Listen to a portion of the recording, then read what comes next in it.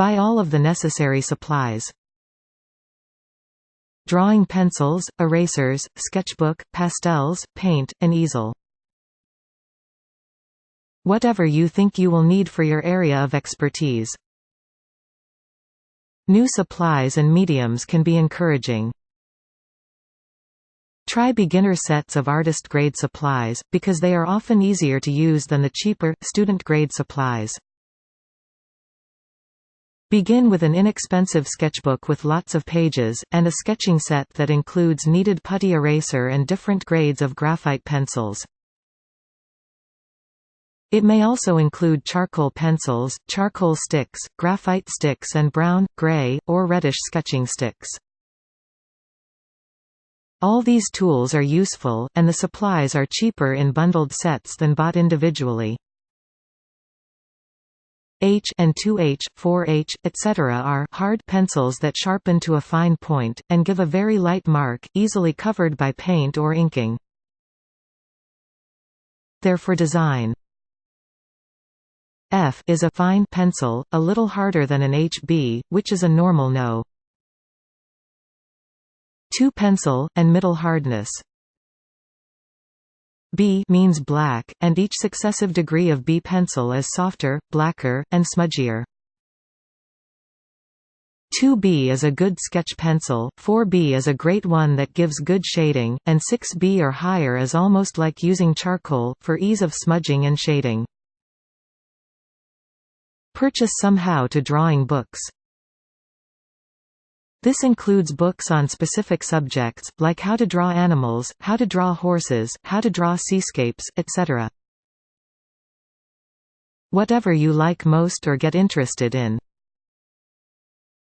Try to accomplish at least one drawing a day.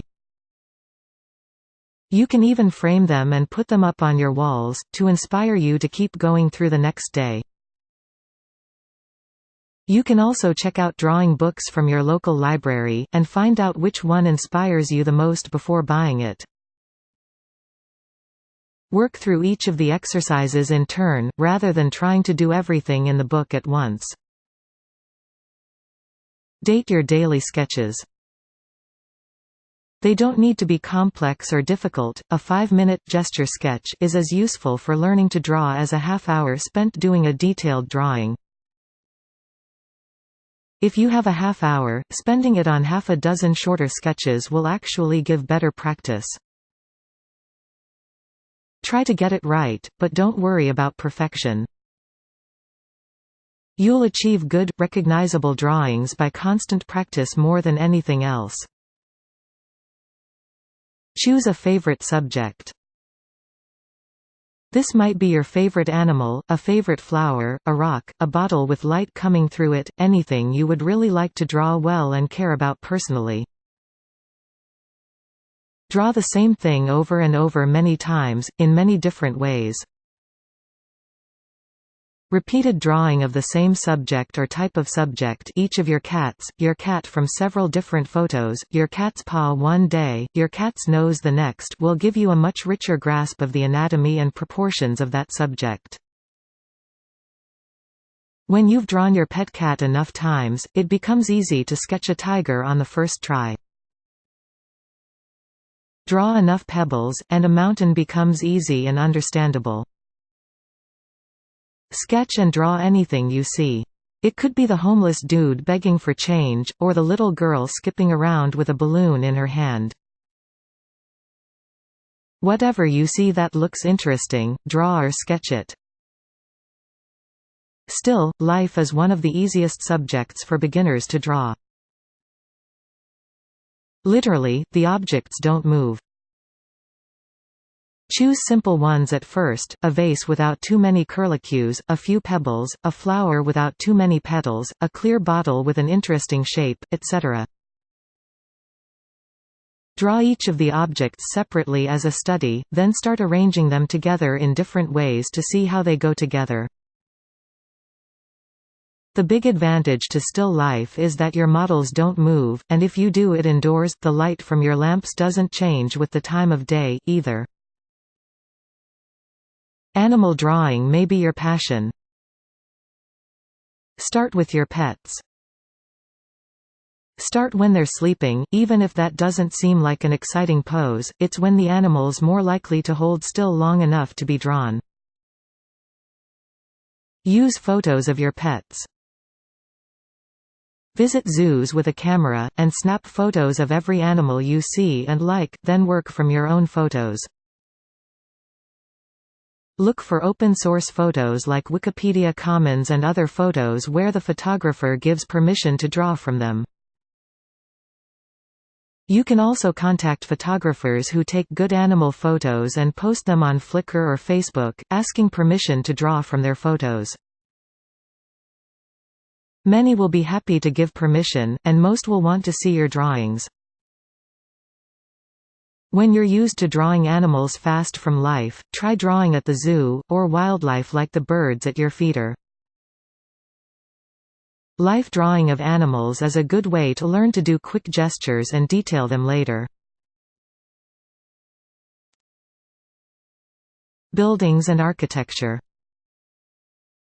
Study perspective, as it's important in buildings more than anything else to make them look real.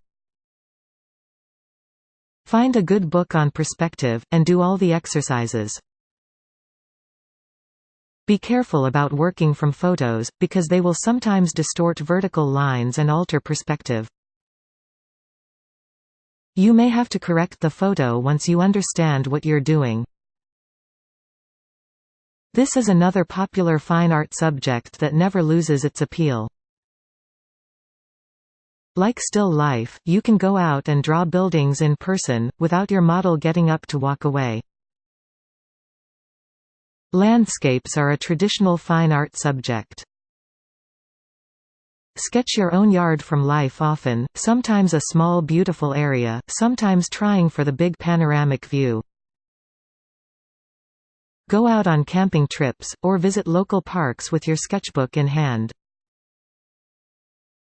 Do several quick, 5-minute or less gesture sketches, to get the main elements of your landscape design down, just rough outlines, then pick the best small thumbnail and draw that view larger. This saves a host of troubles over starting with the details of a leaf, and only finishing one branch of that tree in an hour. Details are actually easier than doing the big shapes of things. Landscape drawing is about textures, shapes, and light that changes quickly, so learn to draw fast. Get the shapes of shadows down first thing, because the angle of the light will change in half an hour, and so will the shape of the shadows. People are a popular subject for drawing. Start with the friends and family members you can convince to sit still for a half hour or more to let you draw them. Paint the ones you love. Sketch anyone who interests you. Again, practice quick small gesture drawings in public, so that you can get the gist of a figure or a face within a few minutes before the person wanders off or does something else. Sketching in public is also a great icebreaker, a good way to meet people, because someone often wanders up to see what you're drawing. You have a topic to talk about right away, art, one that most people like and one that isn't controversial. Look into art lessons of some sort. Most places offer community classes, where you can sign up to take some art lessons. Just know that you will have to invest a bit of money, but it certainly will help. Look for art lessons online, and art videos or DVDs. Many professional artists create instructional DVDs in various mediums, or on drawing in general.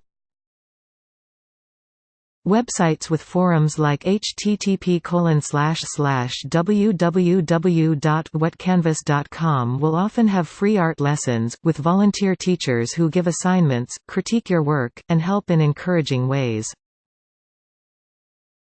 Sites like http://how-to-draw-and-paint.com may have a lot of free instruction available, and downloadable e-books, as well as further instruction for sale.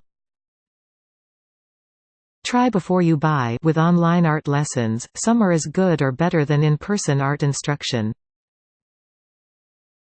You should like the teacher's art, and also enjoy the teacher's style of presentation, to get the most out of an online class. Subscribe to art instruction magazines. The Artist's Magazine, Pastel Journal, Watercolor Artist, American Artist and others all have excellent articles on how to draw and paint. The more you read, the more you'll understand the many technical terms and different techniques there are to drawing and painting. Learning art is cumulative. It may seem easy, because people who do something well for a long time do it easily, but it's a complex field of study that takes time and effort to master. Patience, practice and study are what really constitutes talent. Talent is loving the process so much, that you're willing to put up with your mistakes in order to learn how to do it so well, others call you talented. This usually comes at the point they can recognize what you drew for what it is. Learn composition and design. Look for books on design and composition, take classes in design, study it as much as you do how to draw things accurately. It makes the difference between whether you create great art or just copies of photos. Learn how to crop reference photos, choose which subjects to shoot or sketch in a landscape, guide a viewer's attention in the painting to the most important thing in it, a portrait's eyes, the sunlit patch in a landscape that you chose as a focal point, the animal bending to drink, the people on the beach. Some subjects are attention-getters by themselves, like a cute kitten, but you can improve on that cute kitten picture to the point it's irresistible, if you learn good design principles and give just the right balance of background space around it. Get a job if you are old enough. It could be at a craft store like Joann's or Michael's, or you could be an intern at some sort of design studio. Get to know a gallery owner and volunteer to help with setting up shows, and you may eventually be hired to work at the gallery. Alternately, sell your art online at eBay or Etsy, sell portraits or pet portraits or landscapes in person off the easel, bring your portfolio to galleries, sell at art fairs, or science fiction or media conventions. What type of art you do will affect where it sells best, and whether you're ready to make a living at art yet. The point at which good art supplies pay for themselves comes very fast, whenever you master at least one popular subject that non-artists like your work. This can be cartoon cats, dragons, cute manga animals or cute manga kids as easily as a fine art subject. Someone will offer to buy something. Sell it, give them that joy, even if you know you could have done it better. The connection they have with your drawing is real and emotional. Your technical criticism has more to do with your growth as an artist and less to do with the external value of your art. You're often its poorest judge, don't undersell yourself. To make a living in art, learn how to become self-employed. There are many aspects to self-employment that have nothing to do with how well you draw and paint, everything to do with how well you manage your money and time. If you prefer to set your own schedule, make all your own business and financial decisions, work well without supervision, plan, schedule, and complete major projects without any outside authority, the life of a full-time self-employed artist may be right for you. If it's not, then enjoy having a side income, and look for a related job where you have an employer, a steady check, benefits, and someone else responsible for all the business stuff. How much you need to earn to be happy in life is a lifestyle choice. If you have your health, you may not need a high income to be happy as a full-time artist. If you have dependents or health issues, it may not be practical to go full-time until you can earn a professional level income. Pursue your career part-time till it matches your job income.